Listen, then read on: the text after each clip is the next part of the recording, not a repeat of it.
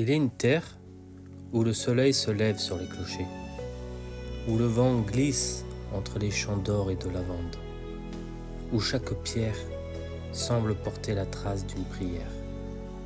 Cette terre, c'est la France. La France ne se résume pas à ses frontières. Elle est un souffle, un esprit, une âme ancienne. Elle a connu le feu et la foi, la guerre et la gloire, les serments murmurés à Reims et les larmes versées à Verdun. Elle a été le cri des peuples et le silence des moines. Elle a été l'épée, mais aussi la plume. Et toujours, elle a cherché la lumière.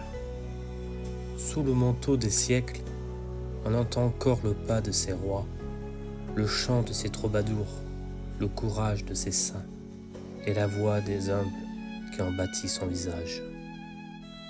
De Clovis à Saint-Louis, de Jeanne d'Arc à Henri IV, de Louis XIV à De Gaulle, la France n'a cessé de renaître. Chaque fois qu'elle semblait perdre son âme, Dieu lui rappelait son nom. Fille aînée de l'Église, elle a porté la croix sur son étendard, et même quand le monde s'éloignait du ciel, elle gardait dans son cœur la mémoire du baptême de Reims. La France, c'est la main levée vers le ciel et les pieds ancrés dans la terre.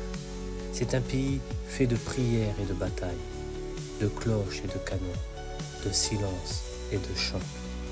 Son histoire est tissée de contradictions, mais c'est dans ces contrastes qu'elle puise sa beauté. Elle a connu la révolte et la grâce, le sang et la lumière, le cri des révolutions et le murmure des psaumes. Elle est la terre des poètes et des saints, des bâtisseurs de cathédrales et des chercheurs de vérité. La France, c'est Hugo défiant la tempête, c'est Pascal dialoguant avec Dieu, c'est Bernadette priant dans le secret de la grotte. C'est le regard d'un enfant à Lourdes, le pardon d'un soldat mourant, le sourire d'une mère qui espère malgré tout. Et même quand elle doute d'elle-même, quand son peuple s'égare ou se dévise, une force ancienne la ramène vers son cœur. Car la France ne vit pas seulement des lois ou de discours, elle vit d'un mystère, celui d'un peuple fait pour la lumière.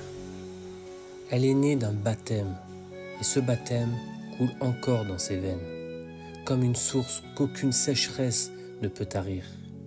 Elle porte en elle la promesse de la fidélité et la mission de rappeler au monde que la vraie liberté naît du service et que la vraie grandeur se trouve dans la bonté. Ô France, toi qui as tant aimé la gloire et tant souffert pour la paix, toi qui portes dans ton ciel le souvenir des anges et des drapeaux, souviens-toi de ton âme. Ne laisse pas s'éteindre la flamme qui t'a faite reine parmi les nations.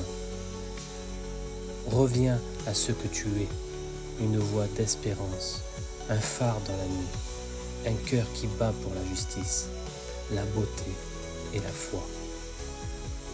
Que tes enfants se relèvent, qu'ils regardent leurs racines, non pas avec orgueil, mais avec reconnaissance. Car chaque église, chaque mot, chaque chanson porte encore l'écho de ta vocation. France, tant que tu aimeras la vérité, tant que tu protégeras la faiblesse, tant que tu élèveras ton regard vers le ciel, tu vivras.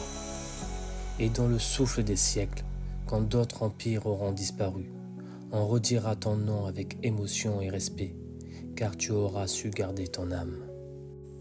La valeur de la France, ce n'est pas son passé, ni même sa puissance, c'est sa lumière. Et cette lumière, nulle ombre ne peut la vaincre.